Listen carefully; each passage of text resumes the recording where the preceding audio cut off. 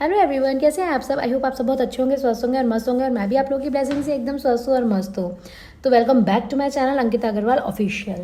तो आज की स्टोरी थोड़ी सी इमोशनल होने वाली है। इंटरेस्टिंग तो है ही, मेरी सारी स्टोरीज होती हैं आपको पता ही है, और बहुत इमोशनल होने वाली है। तो स्टोरी सुनने से पहले अगर आप मेरे चैनल पर नए हो तो प्लीज़ चैनल को सब्सक्राइब जरूर कर लीजिएगा, बेल आइकन को प्रेस कर लीजिएगा, ताकि जैसे ही मैं डेली एक स्टोरी डालूँ, जो भी नई नई स्टोरी डालती रहती हूँ, तो आपको नोटिफिकेशन मिलता रहे। बिकॉज कि डेली व्लॉग्स तो सभी बनाते हैं, आप डेली व्लॉग सबके देखते हैं, लेकिन ये मैं जो लाती हूँ ना, मैं नई मोटिवेशनल और इंस्पिरेशनल मॉरल स्टोरीज लेके आती हूँ, ताकि आप लोग कुछ उससे सुन सकें, कुछ सीख सकें और आपको कुछ पॉजिटिविटी मिल सके। तो फिर हम देर नहीं करते हैं, कहानी शुरू करते हैं।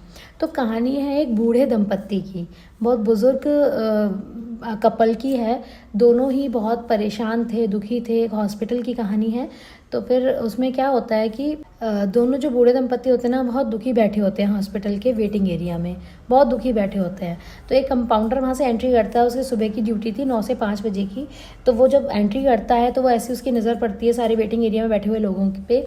तो वो देखता है कि बूढ़े दंपत्ति जो हैं वो बहुत परेशान होते हैं। तो ये जो कहानी है ना, ये उस कंपाउंडर की ज़ुबानी है कि वो कंपाउंडर ने क्या देखा। वो अपनी नज़र तो वो कंपाउंडर की नज़र जब पड़ती है उन बूढ़े दंपत्ति पे, तो वो ये देखता है कि दोनों बहुत परेशान होते हैं। और जो हस्बैंड होता है, वो जो बुज़ुर्ग जो हस्बैंड होते हैं ना, वो कुछ पेपर्स अपने पीछे छुपा रहे होते हैं। और जो उनकी वाइफ होती हैं, जो बुज़ुर्ग उनकी वाइफ होती हैं, तो वो ना उनसे वो पेपर छीन रही होती हैं। तो वो दोनों में वही सब चल रहा होता है। और ना मतलब ऐसा लग रहा था कि जो बूढ़े जो उनके हस्बैंड थे बुज़ुर्ग, तो वो ना ऐसा लग रहा था कि रोने वाले हैं। और बार बार उनको यही बोल रहे थे कि तू क्यों छीन रही है, तुझे क्या करना है, इन पेपर्स का मत छीन। तो वो बोलती हैं उनसे, ऐसे ऐसे प्यार से बात करते हैं कि अरे आप मुझसे कभी कुछ छुपा पाए हो क्या, जो ये छुपा पाओगे क्या है इन पेपर्स में, मुझे दिखाओ। कि नहीं नहीं, इन पेपर्स में कुछ भी नहीं है, तो क्यों छीन रही है। बोलती है नहीं ऐसा तो कुछ नहीं है, आप ऐसे तो कुछ नहीं छुपाओगे मेरे से, आपने कभी कुछ नहीं छुपाया, तो मुझे दिखाओ। तो जब बहुत ज़्यादा वो जिद करने लगती है, तो एकदम से गुस्सा होकर वो बोलते हैं उसके हस्बैंड जो बुज़ुर्ग थे कि तुझे पता है तेरे को कैंसर है। और बहुत ज़ोर ज़ोर से फूट फूट कर रोने लगते हैं।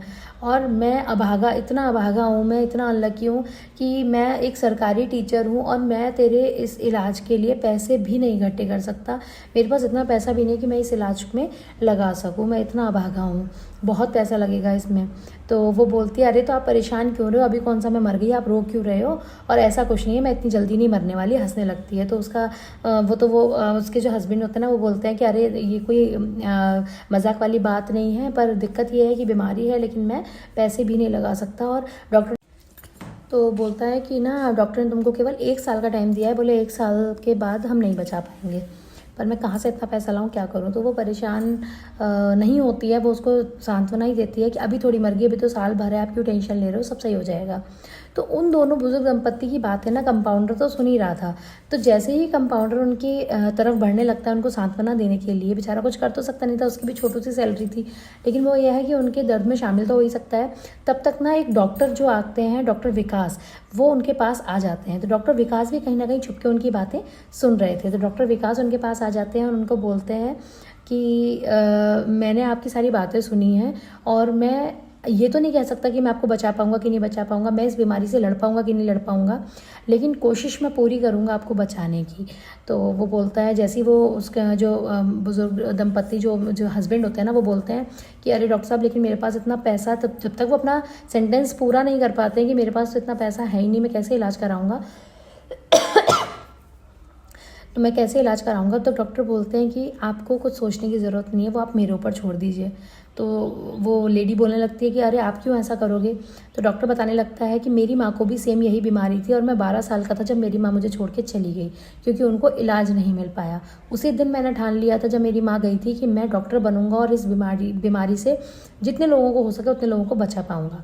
तो जिसके पास पैसा होता है, मैं इस बीमारी से लड़ पाऊंगा कि नहीं लड़ पाऊंगा ये तो मैं नहीं कह सकता, लेकिन मैं कोशिश अपनी तरफ से पूरी कर सकता हूँ। तो आप फिक्र मत कीजिए और अपना इलाज शुरू करिए। तो दोनों ही बहुत खुश हो जाते हैं, और दोनों के चेहरे पे जो जितना परेशानी थी, खास करके हस्बैंड के चेहरे पे, वो ये बोलने लगे कि अपनी वाइफ से कि तुम मुझे 1 साल बाद अकेला छोड़ के चली जाओगी इस बुढ़ापे में। तो उनके चेहरे पे जो शिकन थी, जो परेशानी थी, वो थोड़ी देर के लिए कम हुई, थोड़ा सा सुकून आया कि शायद ठीक हो जाएगा। तो पता है क्या होता है दोस्तों, कि पैसे सब कुछ नहीं होता है, एक इंसानियत नाम की चीज़ भी होती है। मतलब उनका प्यार देख के, उनमें अपनापन देख के, उनका रिश्ता देख के वो डॉक्टर भी नहीं रुक पाए। रुक तो कंपाउंडर भी नहीं पा रहा था, लेकिन वो कुछ कर नहीं सकता था बेचारा। तो अपना रिश्ता इतना मजबूत रखिए, इतना मजबूत रखिए। दूसरा ना, अगर हमारा रिश्ता मजबूत होता है ना, तो एक की दुआ ऐसी होती है, कई बार ऐसा होता है कि एक दूसरे की दुआ ही हमें एक दूसरे को अपने साथ चलाती हैं। तो आई होप आपको कहानी पसंद आई होगी। अगर दोस्तों कहानी पसंद आई हो तो प्लीज़ एक लाइक और अपने दोस्तों के साथ शेयर करना ना भूलें।